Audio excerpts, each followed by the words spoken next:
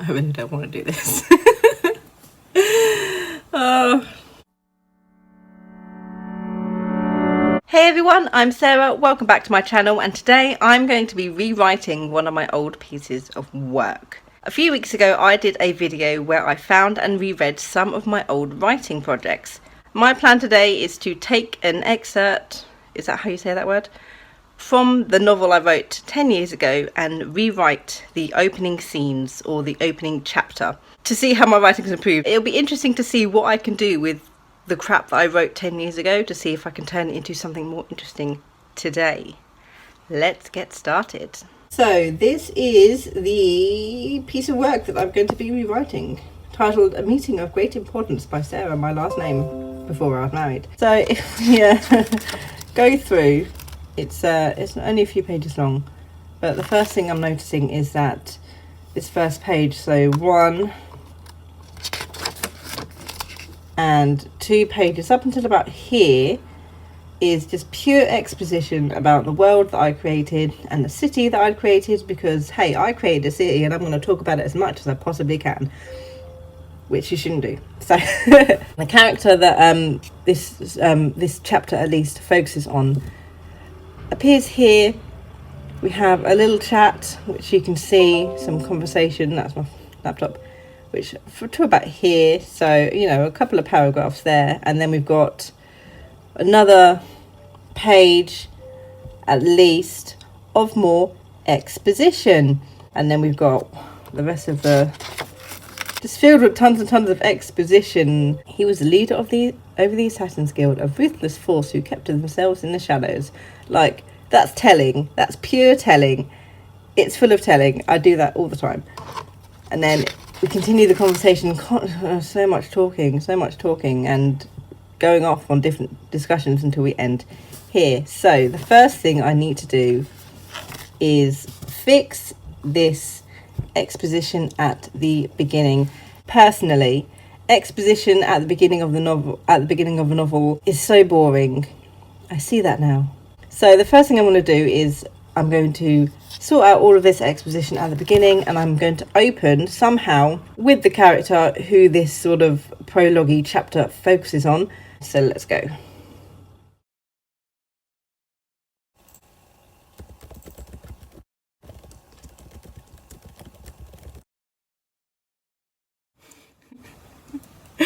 Trying to figure out the opening lines. I know I want it in my head, but I can't put it down onto the page properly because I'm typing it wrong.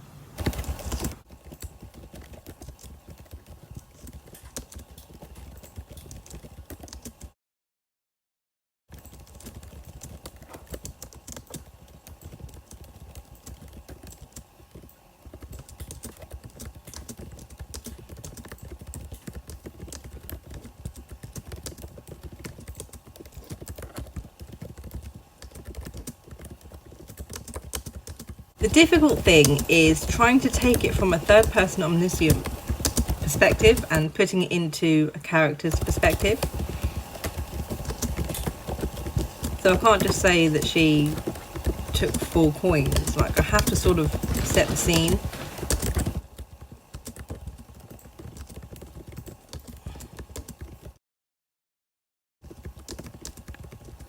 Hashtag. We don't want a hashtag, it's not Twitter. Right, so basically what I've done with this opening is I've still added that little bit of world building as she's walking through the streets. Some sort of talking about the market day and sort of trying to give the atmosphere without dumping description on everybody. And I've brought Antonique out from being this mysterious person wandering through the market, and I brought her out to the forefront, named and giving hints to her character, her skill as a thief, without going, she was a really good thief. You can see that she's a good thief. Okay, next bit, let's go.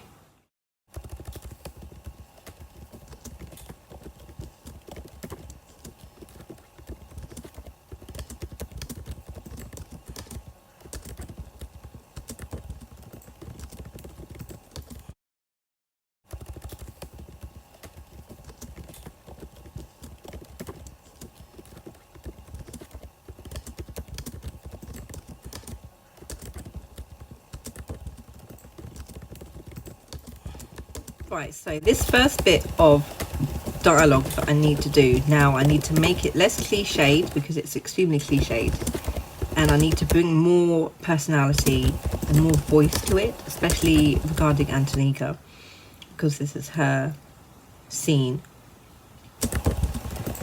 and while still maintaining that air of mystery around everything. Getting up to the reveal. The reveal!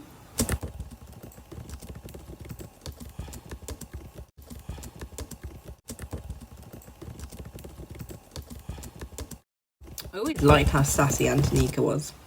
And her daughter. Two sassy thieves.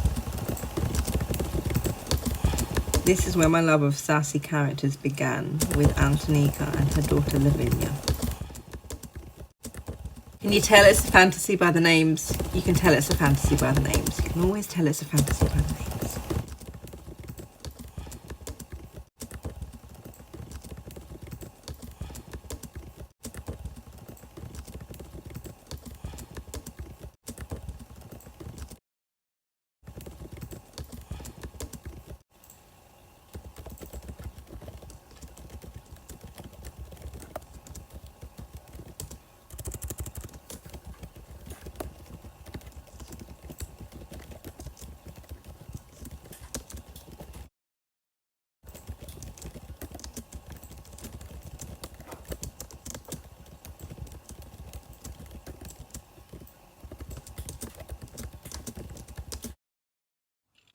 Okay, so that first little bit is done with that first main bit of conversation. I think it turned out okay. I think personally it turned out okay. There was a lot more personality, there's a lot more character within the dialogue, which is always important, especially with the character actions they do in between talking. The reveal here, of course, is done by, you know, a passing character as opposed to me revealing it through exposition like I do in this here. Exposition is my best friend 10 years ago, apparently. We need to talk about the rest of this exposition here. The character goes, Antonika, she is named now, goes from wherever she is and then she's straight at the next setting. There's no travelling. I don't want much travelling, of course, because this is going to be quite a fast-paced scene. But I need to get rid of all of this exposition here that I've got and all of this setting, and I need to shorten it. Sure, the magicians and the crusaders got along, as did the assassins and the thieves, but that was purely on a convenient level. There's more telling, so I need to get rid of all of that. We'll keep the brief description of the citadel, I think, and then we're going to go straight into Antonika arriving and then go into the rest of the conversation, which some parts of it will need cutting if I am looking. So let's go.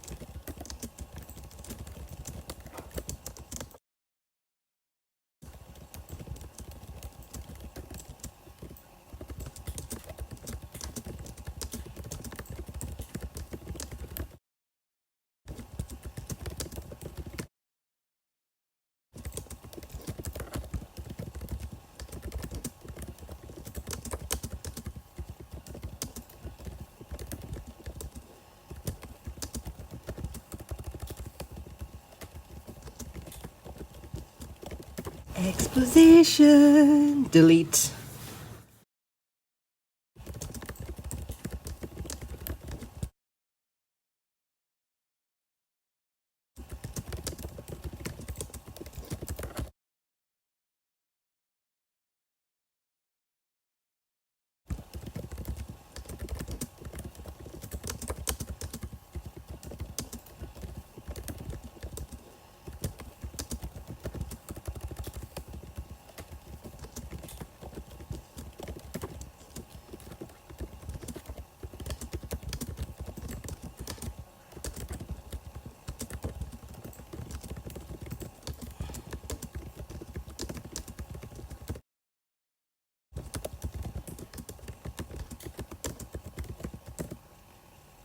I'm not going to describe what the mule looks like. No, I am not.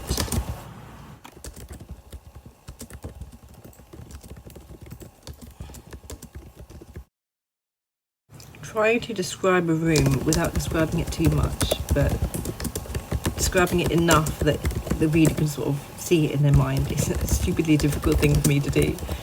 I either don't do it enough or I do it too much. I never have that, personally for me, like, perfect amount of description without heading over into exposition territory.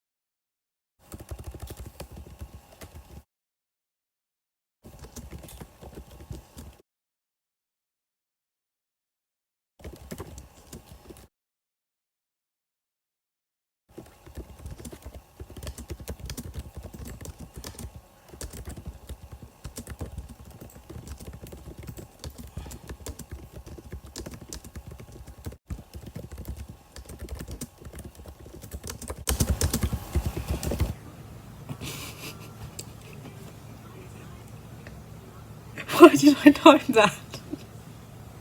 I'm laughing because I know their backstory.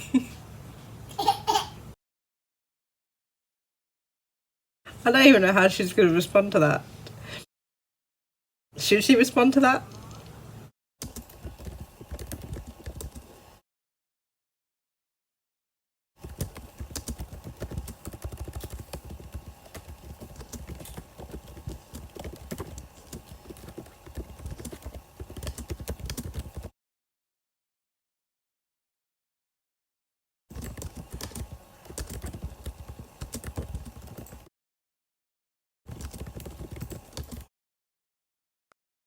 Right, the conversation, apart from being littered with lots of exposition and telling, you can see I'm saying exposition a lot as I'm going through my old work, because that was how I added word count, and it back in the day I just expositioned all over the place. This conversation, apart from being rather cliche, with I have business to attend to, someone to kill, if it was that I would have killed them before I came here, much quicker. It's very cliche, very, I want to say stereotypical of the types of characters that they are, which is a thief, an assassin, a crusader, so like a soldier, and then eventually a magician. It's very, very stereotypical, and and it's such, he removed his hat and waved his hand over it. The blue satin material popped and disappeared. Like, that is such stereotypical magician. How was I this stereotypical back in the day? We need to get rid of we try to get rid of all of the stereotypicalness within their words and within how they speak, and sort of try and give them all more of a voice and more of a personality. Cut out all of this sort of tension-filled dialogue I've got going on that sort of then detracts from the main point of the scene, because I keep going off on tangents trying to establish like the relationship between them, despite the fact it's very clear within only a few sentences what their relationship is. Also, I need to focus a little bit more on Antonika during here, because I've sort of gone into like a third person omniscient narrator type of view. I suppose not really a narrator, but there's not enough focus on Antonika as a character, seeing as she is a character we are technically following throughout this. There's not enough of her thoughts, there's not enough of her feelings, there's not enough of her opinions in the matter. That is something else I need to fix. And yeah, let's go.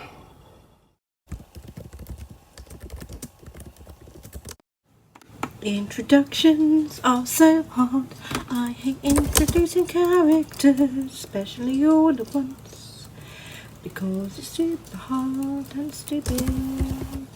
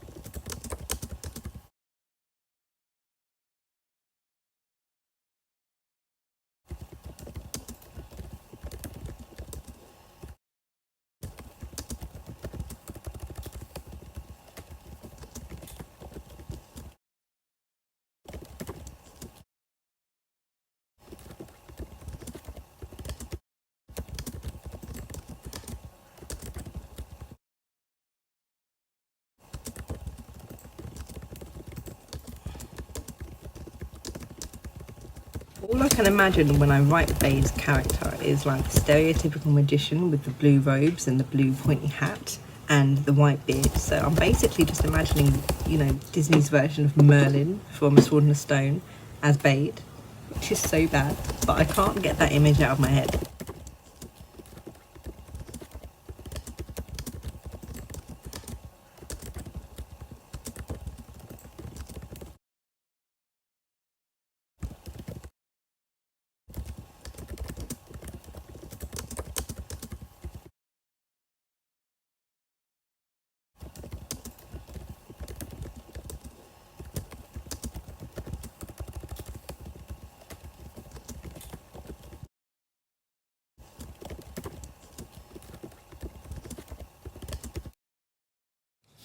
Okay, so what I need to do here is take out all the, I don't even know how to put it, take out all of the cliched dialogue and all of the expositional dialogue, exposition best friend 10 years ago, and sort of stick to the main points of this dialogue, which is why they're called the meeting in the first place. Okay, so, okay.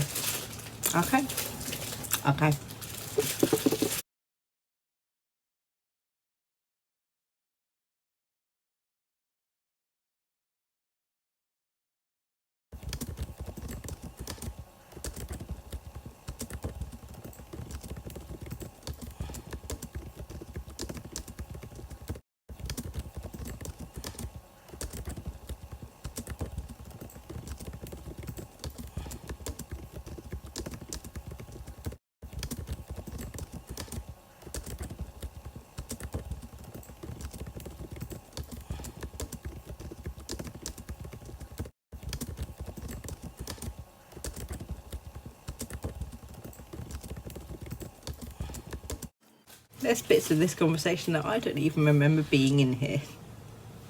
That's terrible.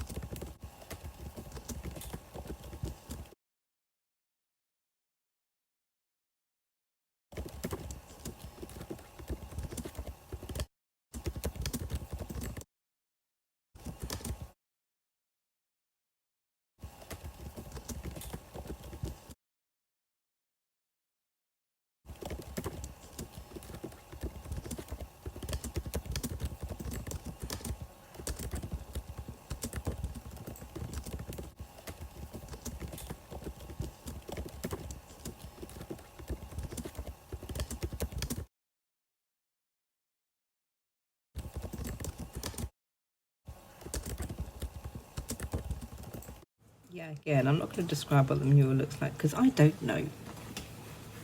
Imagine it, people. Imagine it. That's your job as a reader. Technically, it's my job as a writer, but you know, oh well.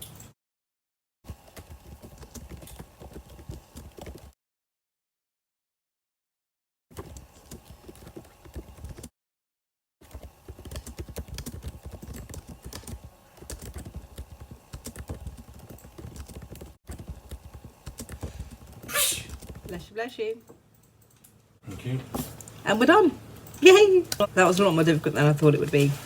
How long did that take me? 5 pages, 2,193 words. Took me an hour and 10 minutes to do. 70 minutes to write 2,000 words as a rewrite. So that's actually not that bad. It took me longer than I thought it would do. I think the most important thing I did during the rewrites, which I think I sort of managed to do, was focus more on the characters and focus more on the personalities and trim off all the extra fat, i.e. exposition and cliches and sort of the stereotypes that go with the 4 types of leaders these are, because they are and were written as very stereotypical. I mean, the stereotypes do remain. I mean, this is what, essentially second draft.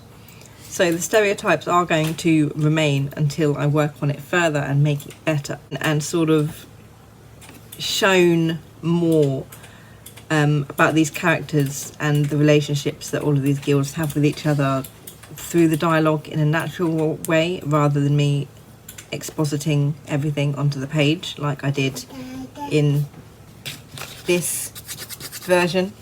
Is it fantastic? No. Is it better than I wrote 10 years ago? Yes, it is. And this has just made me want to rewrite the entire story. Which I don't have time for. No, I don't. So there we go. That is me rewriting my work from 10 years ago. Have you ever rewritten your work from 10 years ago? Do you want to see me rewrite my other piece of work from 15 years ago? Please say no. What are your hints and tricks for rewriting a piece of work? Let me know down in the comments below, and I'll see you in the next video. Good thoughts and happy writing.